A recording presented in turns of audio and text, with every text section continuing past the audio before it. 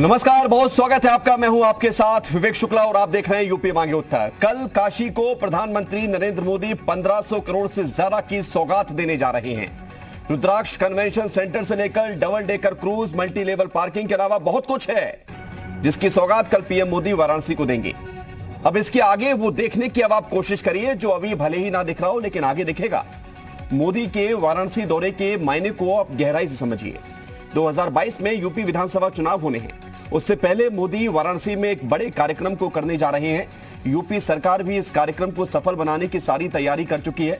तो क्या ये उत्तर प्रदेश विधानसभा चुनाव के लिए शंखनाद होने जा रहा है? यानी लखनऊ फतेह के लिए काशी से बिगुल फूंकने का काम करेंगे प्रधानमंत्री मोदी? और अगर ऐसा है तो फिर सियासत की जंग में बाकी दलों के योद्धा कहां हैं? 2022 के सियासी समर के लिए उनकी तैयारी क्या है? आज चर्चा इसी मुद्दे पर। उससे पहले आप ये रिपोर्ट देखिए, फिर मेहमानों से आपको रूबरू कराएंगे।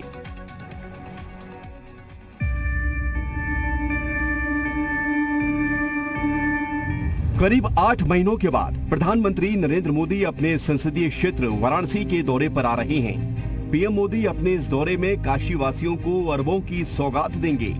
प्रधानमंत्री मोदी यहां करीब 5 घंटे रुकेंगे। सबसे पहले वो बाबा काशी विश्वनाथ के दर पर जाकर पूजा अर्चना करेंगे और उसके बाद फिर अन्य कार्यक्रमों में हिस्सा लेंगे। काशी आने के बाद पीएम मोदी भी उत्साहित हैं। मोदी ने आज ट्वीट करके काशी वासियों को करोड़ों की सौगात का जिक्र किया और भारत जापान दोस्ती का प्रतीक रुद्राक्ष कन्वेंशन सेंटर की तस्वीरें भी साझा की। प्रधानमंत्री नरेंद्र मोदी के दौरे को लेकर तैयारियां पूरी हो गई हैं। इस वक्त हम लोग मौजूद हैं पूर्वांचल की पहली इंटेलिजेंस बिल्डिंग रुद्राक्ष कन्वेंशन सेंटर पर। 186 करोड़ की लागत से बनाया गया ये रुद्राक्ष कन्वेंशन सेंटर भारत और जापान की दोस्ती की मिसाल है। मैं आपको दिखाना चाहूँगा, अपने कैमरा पर्सन से रिक्वेस्ट करूँगा कि वो दिखाएं। इसके ऊपर 108 रुद्राक्ष लगे हुए हैं। पूरी ये शिवलिंग की आकार की आकृति है और ये जो एक बड़ी मिसाल बताई जा रही है जापान और भारत की, इसका उद्घाटन प्रधानमंत्री नरेंद्र मोदी करेंगे। प्रधानमंत्री मोदी का दौरा उत्तर प्रदेश में अगले साल होने वाले विधानसभा चुनाव को देखते हुए महत्वपूर्ण माना जा रहा है। इस दौरे को 2022 के यूपी विधानसभा चुनाव का शंखनाद माना जा रहा है। इस दौरे के सियासी मायने समझें तो काशी से लखनऊ पर निशाना होगा, क्योंकि 2022 में लखनऊ की जीत से 2024 में दिल्ली का रास्ता खुलेगा। प्रधानमंत्री मोदी बाबतपुर एयरपोर्ट पर उतरने के बाद हेलीकॉप्टर से बीएचयू के आईआईटी खेल मैदान पहुंचेंगे। यहां 1550 करोड़ से भी ज्यादा की 300 योजनाओं की सौगात देंगे। उधर मोदी के वाराणसी दौरे पर और वाराणसी को मिलने जा रही सौगातों पर विपक्ष बीजेपी पर निशाना साध रहा है। साथ ही चुनाव को देखते हुए इस दौरे पर कटाक्ष कर रहा है। प्रधानमंत्री मुख्यमंत्री सपने बेचने का काम करते हैं, वो घोषणाएं करते हैं। उन घोषणाओं में कितनी बाजीगरी होती है, कितना झूठ होता है, ये भगवान ही मालिक है। मत समझिए इसको कोई और प्रदेश। उत्तर प्रदेश क्रांति करना जानता है, बगावत करना जानता है, बदलाव जानता है, अहिंसा का पुजारी है। तो आपको इस चुनाव में उत्तर प्रदेश में भाजपा को सबसे गहरी शिकस्त देने के लिए, हार देने के लिए तैयार बैठा है। अब आपके झूठे वायदे घोषणाओं पर कोई विश्वास करने वाला उत्तर प्रदेश में नहीं। वहीं बीजेपी प्रधानमंत्री नरेंद्र मोदी के इस दौरे से गदगद है। इस दौरे को ऐतिहासिक और काशी के लिए सौगात वाला बता रही है। विकास के काम में भी विपक्ष ने राजनीति का रास्ता ढूंढ लिया है। इस पे भी किंतु परंतु के सहारे सवाल खड़ा कर रहा है विपक्ष। देश की जनता ने, प्रदेश की जनता ने प्रधानमंत्री जी को विकास के कामों के लिए ही चुना है और जो लोग इस पे नकारात्मक राजनीति करेंगे, पूर्व की बात विपक्ष के उन दलों को जनता फिर से जवाब देगी। कुल मिलाकर कल काशी वासियों को अरबों की सौगात मिलेगी। रुद्राक्ष सेंटर से लेकर क्रूज और मल्टी लेवल पार्किंग के अलावा कई योजनाओं और निर्माणों का लोकार्पण और शिलान्यास प्रधानमंत्री मोदी करेंगे। लेकिन सवाल यही है कि मोदी के यूपी दौरे से क्या ये मान लिया जाए कि अब उत्तर प्रदेश में चुनावी जंग की शुरुआत हो गई है और बीजेपी की जीत के लिए 2022 का बिगुल मोदी फूंकने जा रहे हैं? और अगर ये सियासी जंग का आगाज है तो ये जंग सियासी दलों के लिए अब कितनी आसान होने वाली है?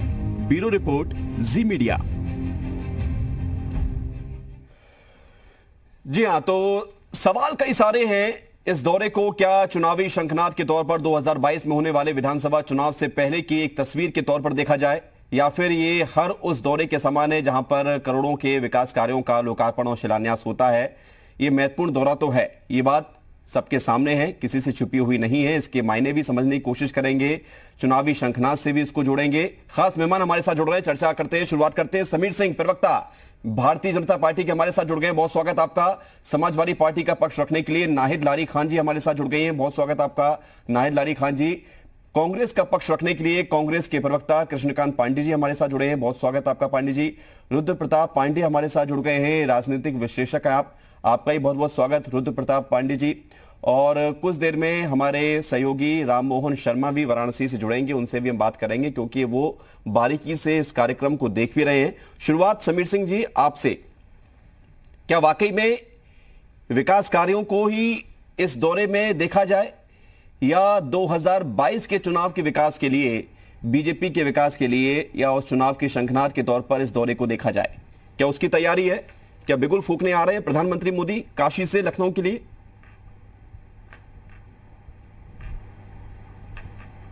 नहीं, देखिए विवेक जी, पहले भी माननीय प्रधानमंत्री जी काशी आते रहे हैं और हमें लगता है कि आज तक देश के पहले प्रधानमंत्री होंगे जिन्होंने अपनी कॉन्स्टिट्यूंसी के बारे में, अपनी लोकसभा के बारे में बहुत ही शिद्दत से उसकी चिंता की है, उसका विकास किया है और वहाँ सदैव आते रहे हैं और लोगों से मिलते रहे हैं। कल भी माननीय प्रधानमंत्री जी कई परियोजनाओं का उद्घाटन करने वाले हैं, शिलान्यास करने वाले हैं और प्रमुख बुद्धिजीवी और प्रमुख लोगों से मिलने वाले हैं, उनसे बात करने वाले हैं।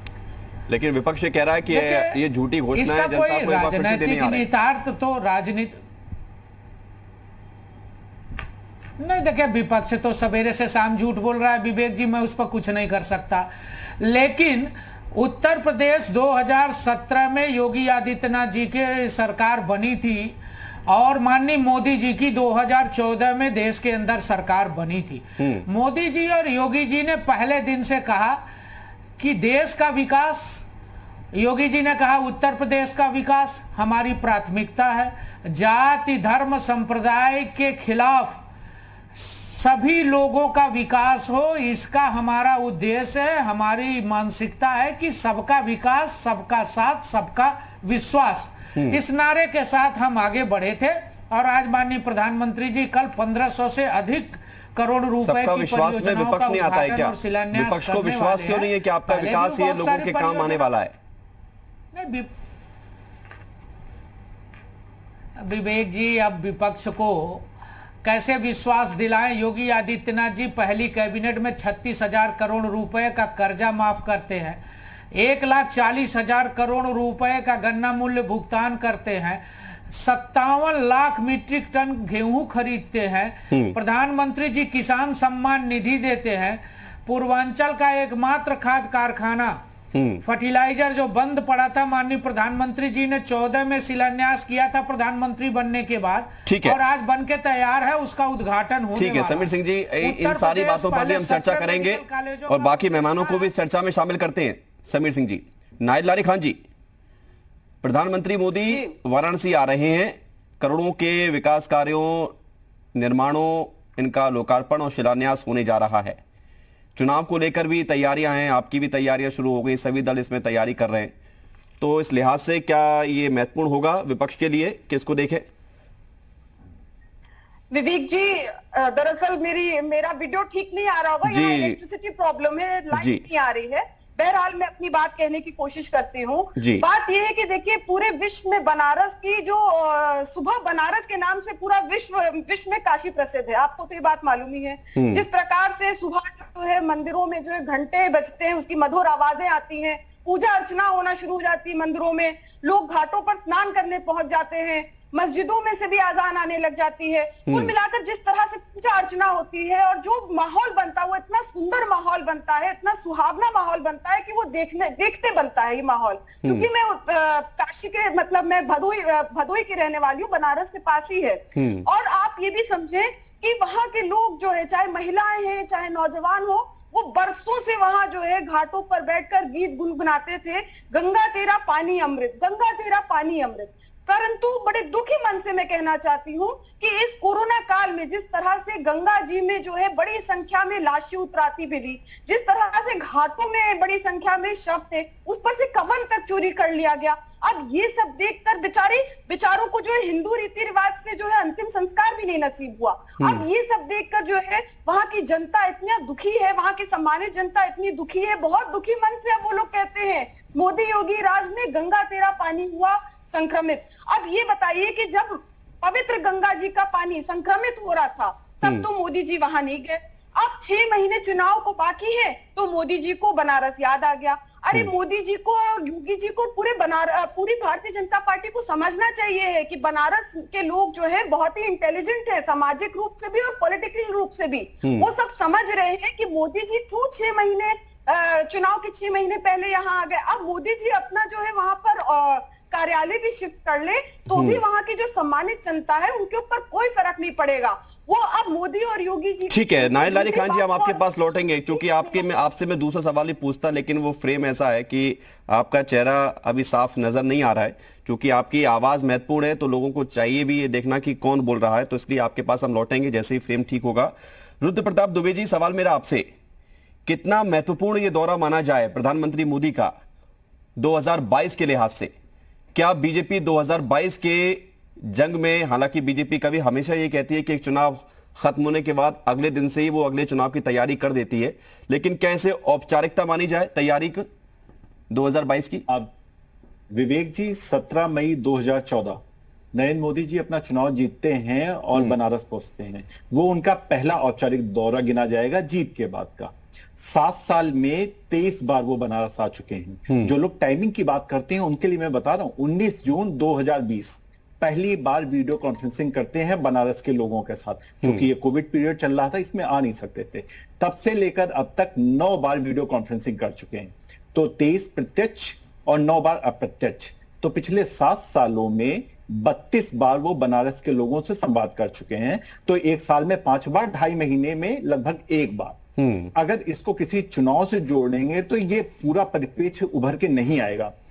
हमें यह देखना पड़ेगा कि जब 68वें जन्मदिन पर मोदी जी बनारस थे तो वो लोगों से संवाद करते हुए कह रहे थे, मैं यहां प्रधानमंत्री के तौर पे नहीं आया हूं, आपने मुझे एमपी चुना है, इसलिए मेरी ये जिम्मेदारी है कि मैं आपको अपना रिपोर्ट कार्ड दे सकूं। तो बात यहां से शुरू होती है। बात वहां से शुरू होती है जब प्रधानमंत्री का जनसंपर्क कार्यालय 24 घंटे खुला रहता। बात वहां से शुरू होती है कि जब सिम्बो आबे आके दशाश्वमेध घाट पर गंगा का दुग्ध अभिषेक करते हैं, और वो फोटो जब तब वायरल होती है, वो आज जाके परिणित पे पहुंचती है जब 5 साल बाद GICA, Japan international cooperative agency ने मिलकर रुद्राक्ष का निर्माण कर दिया है। बात तब आगे बढ़ती है जब फ्रांस के इमैनुअल मैक्रा साहब वहां पे आते हैं। तो बनारस अब वो पतली गलियों वाला, खुले में ट्रैफिक का अस्त व्यस्त हो जाने वाला शहर नहीं रहा। बनारस वो शहर है जिसकी अब अंतरराष्ट्रीय पहचान बन गई, जहां के घाट साफ हुए हैं, जहां की हेरिटेज लाइट दिख रही है, जहां के कमांड सेंटर ट्रैफिक दिखाई पड़ रहा है, जहां की दीवारों पे चित्र दिखाई पड़ते हैं, बाबा विश्वनाथ के मंदिर के बगल में गलियारा दिखाई पड़ता है, और कुछ बहुत से ऐसे अच्छे treatment plant, next generation infrastructure दिखाई पड़ता है, अंडर सिटी केबलिंग दिखाई पड़ती है, कार्गो सेंटर दिखाई पड़ता है। मैं 1 घंटा बता सकता हूं कि बनारस में कितनी राशि की योजनाओं में अभी तक अमली जामा पहन लिया। तो हम बनारस को अगर सिर्फ इस ढंग से देखेंगे कि बनारस किसी चुनावी केंद्र बन गया है तो हम आधी अधूरी बात करेंगे। असल में बनारस 2014 के बाद इस एक छोटे आधार से लेकर एक बड़े विस्तृत आधार तक चेंज हो चुका है। जी तो रुद्र प्रताप दुबे जी, भले ही बनारस अगर इतनी सारी बातें होने के बाद जो आप बात कह रहे हैं, जो हम देखते भी हैं, सुनते भी हैं, परखते भी हैं, विकास का केंद्र बन गया, तस्वीर बदल रही है, अगर तो फिर उस तस्वीर का क्या असर होगा 2022 में, इस पर मैं आपसे चर्चा करूंगा। हमारे साथ राममोहन शर्मा, हमारे वरिष्ठ सहयोगी, वाराणसी से जुड़ रहे हैं। राममोहन शर्मा, ये बड़ी बात है कि प्रधानमंत्री नरेंद्र मोदी वाराणसी आ रहे हैं, या बड़ी बात यह है कि 2022 के विधानसभा चुनाव से पहले वाराणसी आ रहे हैं? कई बार पीएम मोदी आते हैं वाराणसी, लेकिन इस बार का दौरा इतना खास क्यों है?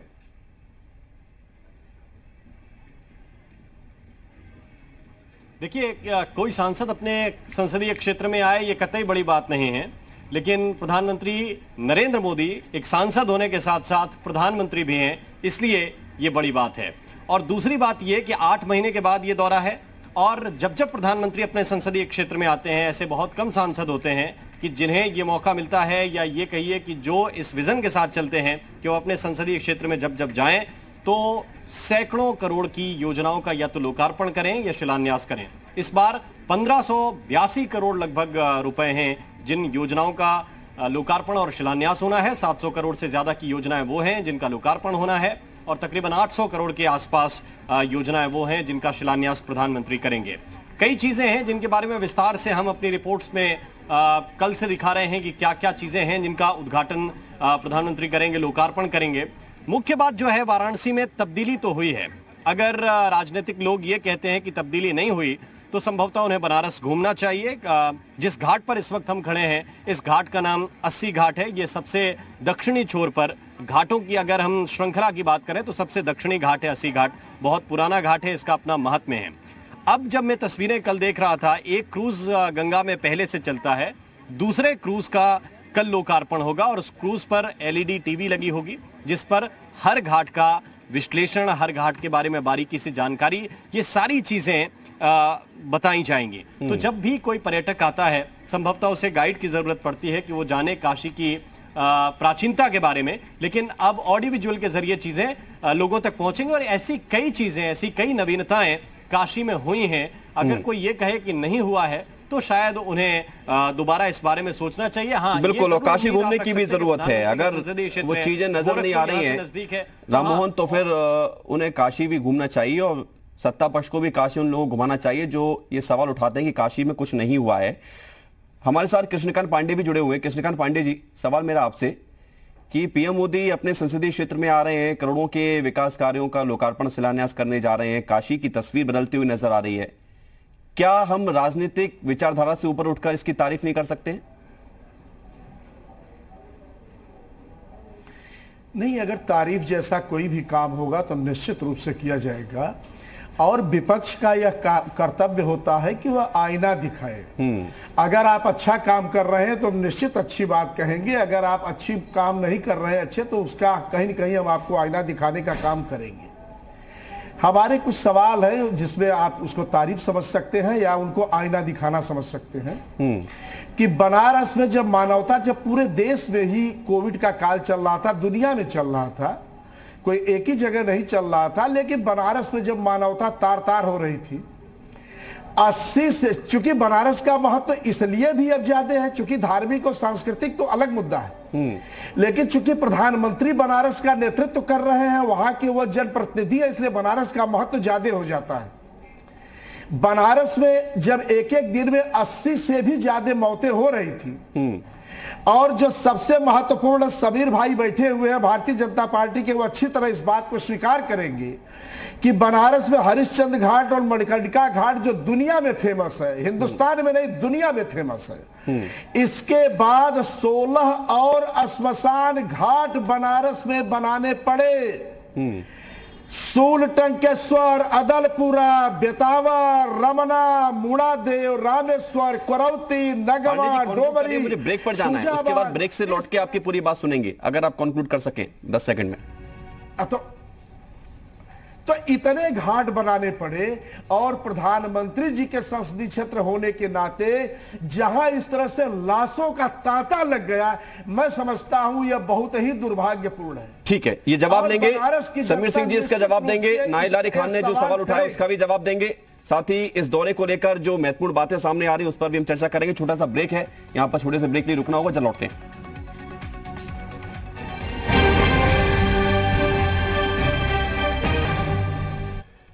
ब्रेक के बाद एक बार फिर से आपका बहुत स्वागत है, और लगातार हम चर्चा कर रहे हैं काशी में 22 का बिगुल फूकेंगे। क्या प्रधानमंत्री नरेंद्र मोदी कल काशी आ रहे हैं? समीर सिंह जी, सवाल मेरा आपसे, क्या काशी क्योटो वाला बन गया है जो तस्वीर दिखाई दे रही है, जिसका जिक्र सभी लोग कर रहे हैं, या उस तस्वीर का भी जिक्र होगा जिसका जिक्र विपक्ष कर रहा है?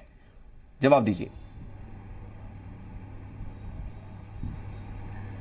नहीं, देखिए विवेक जी, विपक्ष तो झूठ बोलता है, मैंने पहले भी कहा था। मैं पूछना चाहता हूं विवेक जी, कांग्रेस और सपा के दोनों प्रवक्ताओं से कि 14 जनवरी 2015 के वो अखबार की कटिंग झुठला देंगे, जिसको मैं दे दूं। समाजवादी पार्टी की सरकार थी और उन्नाव में गंगा किनारे लाशों की जो दफनाने की परंपरा है, वो लाशों को अखबार ने प्रथम दृष्टया बड़ी प्रमुखता से छापा था। और सभी अखबारों की प्रथम, क्या 14 जनवरी 2015 को कोरोना था? देखिए, झूठ बोल के किसी सरकार को बदनाम करने की साजिश है समाजवादी पार्टी और कांग्रेस दोनों की है। रही बात काशी की प्रधानमंत्री जी ने 2014 से जिस प्रकार का विकास किया है, मैं बड़े उल्लेखपूर्ण तरीके से कह सकता हूं। कल के कार्यक्रम में चाहे वो वाराणसी से गाजीपुर के अंदर 4 लेन की व्यवस्था हो, उसको ओवरब्रिज से जोड़ने का रहा हो, चाहे रुद्राक्ष सेंटर के उद्घाटन का हो, नहीं तो समीर सिंह जी के हॉस्पिटल का ठीक है, ये जनता देखेगी, हम भी देखेंगे। कल जो होगा वो सबके सामने होगा, लेकिन कल के बाद जो आगे होगा 2022, जिस पर हम अब तक चर्चा करने की कोशिश कर रहे हैं, लेकिन दाएं बाएं निकले जा रहे हैं, आप भी निकल रहे हैं, सभी लोग निकल रहे हैं, कि क्या 2022 की तैयारी बीजेपी काशी से करने जा रही है? मैं निकल ही नहीं रहा हूं, मैं निकल ही नहीं रहा हूं। मैं 2022 की तैयारी हमारे मुख्यमंत्री आदरणीय योगी जी 2017 से ही कर रहे हैं। आप देखिए, योगी आदित्यनाथ जी मुख्यमंत्री बने, कभी उन्होंने चुनाव को दृष्टि रख के काम नहीं किया। 24 घंटे काम किया उत्तर प्रदेश की सेवा में। पहली कैबिनेट में 36,000 करोड़ रुपए का कर्ज माफ किया। उत्तर प्रदेश के बंद चीनी मिलों को चलाया। रामाला शुगर मिल, जो तो सब आप जिक्र कर चुके हैं, घर की शुगर मिल है, 500 तो कल से बूस्टअप कुछ नया होगा बीजेपी में, उसके बाद फिर बाकी मैं बता रहा हूं आपको। देखिए, 5-5 एक्सप्रेसवे हम बना रहे हैं। दूसरा, आप देखो 2017 में हमको बहुमत मिला, 2019 में सपा बसपा मिलके लड़ी। ठीक है, उत्तर प्रदेश के अंदर लोकसभा के चुनाव में हम सबसे बड़ी बहुमत के साथ जीत के आए। नायब लारी खान जी, 2022 में बीजेपी इस तैयारी के साथ अगर जा रही है चुनाव में, तो समाजवादी पार्टी किस तैयारी के साथ आगे बढ़ रही है? विवेक जी, सबसे पहले तो मैं आदरणीय समीर भाई का एक बात पे जवाब देना चाहती हूँ। काफी सीनियर हैं, उनके मुंह से जो झूठी बातें शोभा नहीं देती, उनको इस बात का ख्याल रखना चाहिए। अब जो है वो जितनी भी लीपापोती कर ले, लेकिन जो काशी की सम्मानित जनता ने, आप एक बार ये बता दो कि अखिलेश यादव आजमगढ़ कितनी बार गए? समीर जी, अखिलेश यादव जी आजमगढ़ कितनी बार गए, बस इतना बता दो आप। ठीक है, नायब लारी खान जी, इसका भी जवाब दे दीजिए। मैं कंटिन्यू कर लूं। देखिए, जो भयावह दृश्य देख लिया काशी की जनता ने, जिस तरह से लाशें उतराती दिखी गंगा जी में, घाटों पर हर तरफ कफन चोरी, ये जो भयावह दृश्य देख लिया। लोग ऑक्सीजन के लिए इधर से उधर मारे फिर रहे थे। अरे यही पीएचयू में आपके चैनल में कितनी बार दिखाया गया कि कोरोना काल में, अरे ये झूठ कितनी भी बार बोल लो आप, सच नहीं होगा। एक मिनट समीर जी, एक मिनट जनता जानती है। समीर जी, एक मिनट, जनता सब जानती है। नायब लारी खान जी, अखिलेश यादव आजमगढ़ कब गए थे आखिरी बार? देखिए, मुझे बात तो कंप्लीट करने दीजिए, बात ना काटिए। देखिए, आपके चैनल ने अनेकों बार दिखाया कि बीएचयू हॉस्पिटल से इसी कोरोना काल में इलाज के अभाव से लोग इतना परेशान हो गए कि वहां की छत से कूदकर आत्महत्या कर ली। ये तो अव्यवस्था थी कोरोना काल में, जिस तरह से लोग ऑक्सीजन, इंजेक्शन, दवाइयों, बेड, आईसीयू के लिए मारे फिर रहे थे। अब चाहे जितनी बातें कर ले, लेकिन जो फोटो, जो दृश्य, भयावह दृश्य की जो फोटो लोगों, वो बात आ गई ना आपकी। अब समीर जी का भी एक सवाल का जवाब दे दीजिए। नायब लारी खान, तो मैं सब जवाब दूंगी विवेक जी, आप थोड़ा सब्र तो रखिए। अभी जो राजनीतिक विश्लेषक जी हैं, वो कह रहे थे कि कोविड के कारण मोदी जी जो है वाराणसी में गए, जबकि जब कोरोना का पीक था तो मोदी जी बंगाल, केरला, तमिलनाडु आदि अनेकों विधानसभा सीट पे जो है चुनाव लड़ रहे थे, और दोनों हाथ को ऊपर करते हुए बड़ी खुशी से कहते थे कोरोना पीक में कि जहां तक मुझे दिख रही है भीड़ ही भीड़ है। और यहाँ तक मोदी जी चुनाव के लिए वोट मांगते ठीक है। नायब लारी खान जी, मोदी जी 23 बार तो गए ना प्रत्यक्ष तौर पर, 23 बार गए ना? क्या अखिलेश यादव 23 बार 24 बार गए आजमगढ़? अरे आजमगढ़ का जो रिजल्ट आया वो तो आपको दिख ही रहा है पंचायत चुनाव का, कि समाजवादी पार्टी कितनी आगे थी और भारतीय जनता पार्टी का कहीं नामो निशान नहीं था। अब आप ये समझिए कि काशी की बात करिए कि काशी में खुद मोदी जी की राजनीतिक धरती चुकी है, खुद उनकी एक धरती खिसक चुकी है। अभी दिक्कत यही है कि एक चुनाव से दूसरे चुनाव को जोड़कर देखा जाता है, लेकिन हर चुनाव अपने आप में अलग होते हैं। राममोहन शर्मा जी आपसे कुछ सवाल पूछेंगे। Rammohan Sharma ji, over to you.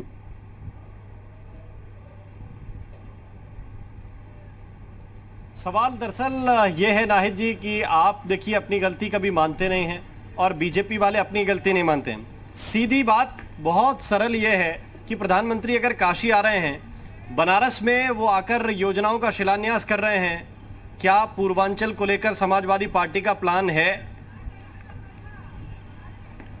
देखिए राम मोहन जी, आप ये बात समझें कि समाजवादी पार्टी तो हमेशा विकास की बात करती है, और आप ये समझे ना कि भारतीय जनता पार्टी खुद मोदी जी की राजनीतिक धरती काशी से खिसक चुकी है। वहां की सम्मानित जनता का अटूट विश्वास और आशीर्वाद और समर्थन माननीय अखिलेश यादव जी और समाजवादी पार्टी के साथ है।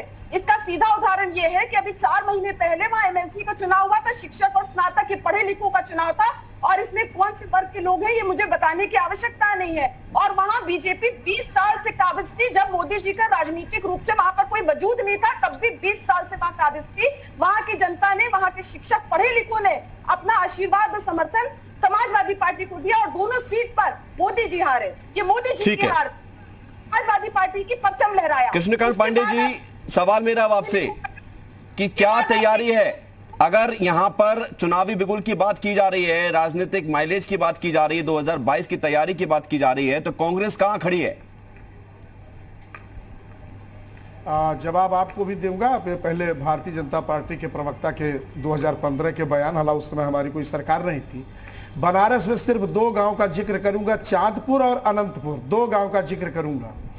इन 2 गांवों में एक में 32 हुई है और एक में 30 मृत्यु हुई है। मुझको लगता है यह भी 2017 में सरकार बनने के पहले की मृत्यु भी होती रही होगी। दूसरी चीज मैं एक जिक्र केवल और करूंगा, राजन मिश्रा, इंटरनेशनल अंतरराष्ट्रीय ख्याति के व्यक्ति राजन मिश्रा कोई एक जिला, प्रदेश और देश के व्यक्ति नहीं, और ऑक्सीजन के अभाव में यहां से दिल्ली जाते हैं उनकी मृत्यु होती है। यह है बनारस की व्यवस्था। उनका मुंह देखने के लिए उनकी बेटी को 25,000 रुपया देना पड़ता है। यह है यहाँ की व्यवस्था। इस तरह से डेड बॉडी को देखने के लिए जिसको 25,000 देना पड़े अंतरराष्ट्रीय ख्याति के व्यक्ति को, यह है प्रधानमंत्री का संसदीय क्षेत्र। एक महत्वपूर्ण घटना आप लोगों के संज्ञान में जरूर होगी। मड़ुआडीह एक जगह है बनारस में जिसके रेलवे स्टेशन का नाम बदल के बनारस कर दिया गया था। बहुत अच्छा है, उसका हम स्वागत करते हैं। आज ही फिर से वह बोर्ड उतार दिया गया। कल प्रधानमंत्री जी पुनः उसका उद्घाटन करेंगे, और हर किसी को यह जानकारी है कि एक बार नाम परिवर्तन में करोड़ों का खर्च आता है। यह किसका पैसा है? मड़ुआडीह का नाम बनारस, बोर्ड आज उतर गया, कल फिर से उद्घाटन होने की प्रबल संभावना। जयपुर, जयापुर और इनका नागेपुर, 2 बार के 2 गांव गोद लिए हुए। मैं केवल आपका समय नहीं लूंगा, जयापुर पे आऊंगा। आज तक सीवर नहीं, चूल्हे पर खाना बन रहा। इनका उज्ज्वला योजना कहां गई? ठीक है, सवाल पूछ लेंगे। पांडे जी, अब मेरे सवाल का जवाब दीजिए क्योंकि समय समाप्त हो रहा है, बाकी लोगों को भी बोलने का मौका देना है। कांग्रेस कहां स्टैंड करती है चुनाव में? नहीं है क्या कांग्रेस? यह है प्रधानमंत्री का क्षेत्र। क्या गैप नहीं हो रहा है कांग्रेस के लिए तैयारियों को लेकर? श्रीमती प्रियंका गांधी जी 4.5, मैं आपका जवाब दे रहा हूं, 4.5 साल में जितनी भी घटनाएं हुई हैं, रायबरेली हो, ऊंचाहार हो, हाथरस हो, शाहजहांपुर हो, सीतापुर हो, लखीमपुर हो, लखनऊ हो, आजमगढ़, अभी आजमगढ़ में हाल ही में हमारे पदाधिकारी 6 दिन तक उपवास पर बैठे रहे और प्रशासन को झुकना पड़ा। 4.5 साल से विपक्ष की भूमिका निभाते हुए हम संघर्ष कर रहे हैं भारतीय जनता पार्टी के कुशासन के खिलाफ। 16 तारीख को आदरणीय श्रीमती प्रियंका गांधी जी लखनऊ आ रही हैं, और पूरे चुनाव तक हम इस तरह, हम चूंकि गांव-गांव, ब्लॉक स्तर तक, हर स्तर तक हमारी कमेटियां अभी तक बननी थी, बन गई, सारे हम गांव स्तर तक पहुंच चुके हैं। 4.5 साल का संघर्ष, गांव स्तर पर पहुंचने के बाद भी तो आप रायबरेली जैसी सरकार अपनी ही सीट पर जिला पंचायत अध्यक्ष नहीं बनवा पाए। में आने जा रहे हैं पांडे जी, अगर गाँव में आप पहुंचे, आपकी समितियां काम कर रही हैं, बस नहीं, बहुत सही, मैं आपका जवाब दे रहा हूं। जिला पंचायत अध्यक्ष कल्याण सिंह जी के जमाने से मैं शुरू करता हूं। इतना समय नहीं है, बहुत जल्दी कंक्लूड करिए। कल्याण सिंह जी के जमाने में बनने सुनिए, खत्म हो गई सरकार। मायावती जी, अखिलेश जी, मुलायम सिंह जी, इन लोगों ने भी बनवाया था। इनके पास कहानियां बहुत है। खत्म हो गया खेला। ठीक है, इन कहानियां नहीं समीर सिंह, आपके पास कुछ बोलने को नहीं है। ठीक है, आप कहानियों की बात मत करिए। जोगी जी गए, राममोहन शर्मा जी, सवाल आपसे बनारस के विकास की भी चर्चा कर लो। समीर जी, आ रहा हूं बनारस पे, चूंकि विकास की भी चर्चा कर लो ना। राममोहन जी, सवाल इस बात को लेकर है कि काशी कितना महत्वपूर्ण है 2022 के लिए, उत्तर प्रदेश के लिहाज से।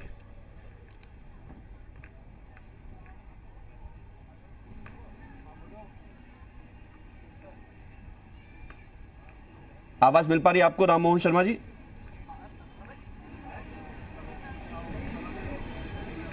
जी जी विवेक, दोबारा सवाल दोहराएंगे? सवाल यह है कि काशी कितना महत्वपूर्ण है 2022 विधानसभा चुनाव के लिए उत्तर प्रदेश के लिहाज से।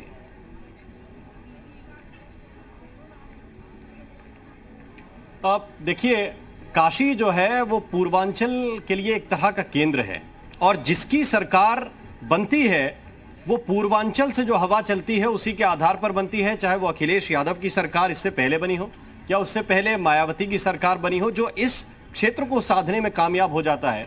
तकरीबन 160-170 सीटें जिस रीजन में हो, यहां से लेकर बुंदेलखंड तक वो हवा जाती है, चाहे वो इलाहाबाद से लेकर चित्रकूट हो, चित्रकूट के आगे बांदा हो। तो जो हवा यहां पे चलती है, बनारस से उठती है, वो पूरे उत्तर प्रदेश को प्रभावित करती है। और यही वजह है कि प्रधानमंत्री नरेंद्र मोदी ने अपने संसदीय क्षेत्र का जब चुनाव किया लोकसभा चुनाव के लिए, तो सबसे पहले उनके ध्यान में बनारस आया और बनारस से वो चुनाव लड़ने के लिए आए। तो काशी बहुत महत्वपूर्ण है, और यही वजह है कि प्रधानमंत्री यहां आकर इन योजनाओं का शिलान्यास और लोकार्पण करने भी जा रहे हैं। क्योंकि पूर्वांचल से जिन जिन चीजों को वो साध सकते हैं, यहां गंगा भी है, यहां महादेव भी हैं, और एक तरह से जो लोगों की श्रद्धा है, लोगों की भावना है, उसको उससे कनेक्ट करने का काम करते हैं। और नेता वही है विवेक, आप जानते हैं, जो लोगों के साथ जुड़े, उनकी भावनाओं को समझे। और अगर इन चीजों को, जिसको कहते हैं कि आप वोट में परिवर्तित करने के अगर महारथी हैं, तो यकीन मानिए कि आप इस क्षेत्र से लाभ ले सकते हैं। चाहे वो अखिलेश यादव चाहें तो वो भी आके यहाँ कोशिश कर सकते हैं, मायावती चाहें तो वो भी यहाँ की कोशिश कर सकती हैं, लेकिन लोगों से कनेक्ट तो होना पड़ेगा। किसी ना किसी एक धागे से जुड़कर वोटर आप तक पहुंचता है। वो विकास की बात हो, भावना की बात हो, किसी धर्म की बात हो, या किसी और तरह की बात हो, लेकिन कोई ना कोई धागा तो आपको पकड़ना पड़ेगा जब वोटर आपके साथ खुद को कनेक्ट महसूस करता है। और जब हम यहां देख रहे हैं, आज लोगों से बात कर रहे हैं, तो प्रधानमंत्री आ रहे हैं, तो लोगों को खुशी होती है कि उनके क्षेत्र के सांसद हैं, देश के प्रधानमंत्री हैं, और क्षेत्र को लेकर चिंता करते हैं। ठीक, रुद्र प्रताप दुबे जी, सवाल मेरा आपसे रहेगा कि ये धागा जो बीजेपी पकड़कर चल रही है, क्या दूसरे दलों के पास वो धागा है मौजूदा वक्त में? देखिए, डीन विलियमसन ने एक किताब लिखी थी, शहरों के क्रमिक विकास। उसमें उन्होंने कहा था वो शहर जो विकास से अछूते रह जाते हैं, वो व्यक्तियों के हिस्से मर दिए जाते हैं, चाहे सरकारी अधिकारियों के लिए, चाहे पे राजनीतिक दलों के ऊपर। और जो विकास कर जाते हैं वो प्रदेश के या देश के हो जाते हैं। अगर भारतीय परिप्रेक्ष्य में समझे, उत्तर प्रदेश के परिप्रेक्ष्य से देखें, नोएडा नरेंद्र तिवारी जी ने बनाया था, बाद में मायावती जी ने, अखिलेश जी ने, सबने, योगी जी ने बहुत अच्छा काम किया, और आज वो नोएडा उत्तर प्रदेश का हो गया। जैसे वैसे ही बनारस है, जैसे ऐसे ही अयोध्या है। हम लोग इन्हें योगी जी का अयोध्या या मोदी जी का बनारस कर रहे हैं, लेकिन असल में ये इतने बेहतरीन हो गए हैं कि अगर हम इन्हें राज्य से बाहर जाते हैं तो इन पे बात करना पसंद करते हैं। लोग हमसे पूछते हैं कि क्या कुछ बदलाव हो रहा उन शहरों को। इतनी खूबसूरत तस्वीरें निकल के आ रही हैं। बात अभी शर्मा जी ने बहुत अच्छी की, धागे वाली बात, आपने भी उसी धागे वाली बात कही। मैं कल आपको बताऊं, कल प्रधानमंत्री मोदी जी मातृत्व स्वास्थ्य के डॉक्टर से मिलने जा रहे हैं उस स्वास्थ्य केंद्र में। अब आप सोचिए, जो व्यक्ति पिछले 1.5 साल से अंतरराष्ट्रीय स्तर के और राष्ट्रीय स्तर के सर्वश्रेष्ठ डॉक्टर्स के साथ मीटिंग कर रहे हैं, उन्हें मालूम है कोविड पे क्या क्या बदलाव आया, उनके पास पूरा डेटा रिपोर्ट है। वो बनारस में आके जब ये इस तरह की चर्चा करते हैं तो जाहिर सी बात है कि वो उसी धागे को जोड़ने की कोशिश कर रहे हैं। असल में उन डॉक्टर से ज्यादा मोदी जी के पास इतने वक्त सलाह सुझाव पहले से आ चुके होंगे, लेकिन ये अपने लोगों के लिए वो फिक्रमंद होना दिखाता है उनको कि नहीं, हम आपसे भी सुनेंगे और आपको भी कुछ बताएंगे कि क्या हमने कुछ नया जाना है। ये तो हुए विकास की बात, लेकिन दुबे जी, सवाल राजनीतिक मसले को लेकर भी है, 2022 को लेकर भी है। तो क्या जल्दी जज किया जा रहा है कि 2022 की जो रण होगी वो उस रण की शंखनाद करने के लिए पीएम मोदी यहां पर पहुंच रहे हैं, वहां से एक डबल मैसेज देने की कोशिश होगी, विकास के साथ साथ 2022 की तस्वीर भी सामने होगी? देखिए, हम राजनीतिक विश्लेषकों के लिए तो तुलनात्मक अध्ययन ज्यादा मायने रखता है। तो अगर तुलनात्मक अध्ययन करें, खासकर एक कसौटी कर लें कि विकास क्या भेदभाव के सहित हुआ कि भेदभाव रहित हुआ, तो मैं सिर्फ ऊर्जा को उठा लूं तो बिजली जैसे पहले किसी एक क्षेत्र में हमेशा आती थी, उत्तर प्रदेश के बाकी क्षेत्रों में नहीं आती थी, वो बनारस के साथ नहीं है। आज ये कोई नहीं कह सकता, लखनऊ में बैठा शख्स, उन्नाव में बैठा शख्स, श्रावस्ती में, कि बनारस में पूरे 24 घंटे आती है, हमारे यहाँ नहीं आती। तो अगर तुलनात्मक अध्ययन करें तो विकास भेदभाव रहित है। मुझे लगता है ये एक बड़ी चीज। नायल लारी खान जी कुछ कह रही है, बोलिए। आपकी कैसी बातें कर रहे हैं? मैं 1 घंटे से ज्यादा हो गया यहाँ लखनऊ में बिना इलेक्ट्रिसिटी। राजधानी लखनऊ की हालत है कि यहाँ इलेक्ट्रिसिटी नहीं आती है। और ये बनारस के पास का मैं बता दूं, भदोही, वहां एक चौरी रोड है जहां पर पटे पड़े अस्पताल और अस्पतालों में पटे पड़े हैं मरीज, लेकिन वहां भी इलेक्ट्रिसिटी नहीं आती है। अब आ गई है बिजली, देखिए नायल लारी खान जी, शायद पीछे रोशनी दिख रही है। 1 घंटे मैं वही कह रहा हूँ कि बनारस में हमेशा नहीं आ रही है। समीर सिंह जी, ठीक है दुबे जी, समीर सिंह जी आखिरी कमेंट आपका रहेगा, उसके बाद समय समाप्त हो रहा है। अरे आप ये समझिए विवेक जी कि मोदी जी की राजनीतिक धरती खिसक चुकी। मैंने अभी, ठीक है, अरे आपने बोल दिया ना, वो हमें नहीं समझना है, वो समझना समीर सिंह जी को है। समीर सिंह जी इस पर ही जवाब दे दीजिए आप। नौजवानों के विश्वविद्यालय में एबीवीपी का डब्बा खोला है। समीर सिंह जी बोलिए। विवेक जी, मैं पहले भी कहा हूं, उत्तर प्रदेश की जनता विकास के साथ है। और अभी मैं दुबे जी को सुन रहा था, उन्होंने पूर्वांचल के धागे की बात कही, प्राथमिकता की बात कही। योगी जी के एजेंडे में पूर्वांचल और उत्तर प्रदेश की विकास है, और समाजवादी पार्टी के एजेंडे में माफिया है। चाहे वो मुख्तार अंसारी हो, चाहे वो अतीक अहमद है, वो जेल के शिक्षे के पीछे है। अमन और चैन है उत्तर प्रदेश के अंदर, बिजली और सड़क है उत्तर प्रदेश के अंदर, शुगर मिल चल रहे हैं, सड़कें बन रही हैं, स्वास्थ्य सुविधाएं बढ़ रही हैं, ऑक्सीजन प्लांट लगने वाला है, उसको मोदी जी प्रारंभ करने वाले हैं, और 30 मेडिकल कॉलेजों की सौगात उत्तर प्रदेश को मिलने वाली है। उत्तर प्रदेश में बीजेपी के पास विकास है और सपा के पास माफिया है, गुंडे हैं, ये बत्ती गुल पर भी देखिए, क्योंकि ये बत्ती गुल राजनीतिक तौर पर भी होती है कभी कभी। समय समाप्त हो गया। बहुत शुक्रिया आप सभी का हमारे साथ जुड़ने के लिए। नायल लारी खान जी, समीर सिंह जी हमारे साथ जुड़ने के लिए बहुत बहुत धन्यवाद। कृष्णकांत पांडे जी, रुद्र प्रताप दुबे हमारे साथ जुड़े, और राममोहन शर्मा जी आपका भी धन्यवाद। तो सवाल इस बात का है कि विकास के नाम पर वोट के नाम पर राजनीति, इन सबसे ऊपर उठकर क्या विकास की हम तस्वीर को देख नहीं सकते हैं या देखना नहीं चाहते हैं? और 2022 की यदि बात की जाए तो 2022 का जो रण होने जा रहा है, सियासी समर होने जा रहा है, उसका शंखनाद कल होगा या भी ये जल्दबाजी होगा? इसके लिए थोड़ा सा इंतजार करना पड़ेगा। एक नए सिरे से पार्टी में जान फूंकने की कोशिश की जाएगी सभी दलों के द्वारा। बीजेपी क्या स्टैंड लेती है ये भी देखना होगा। छोटा सा ब्रेक है, यूपी मांगे उत्तर में इतना ही।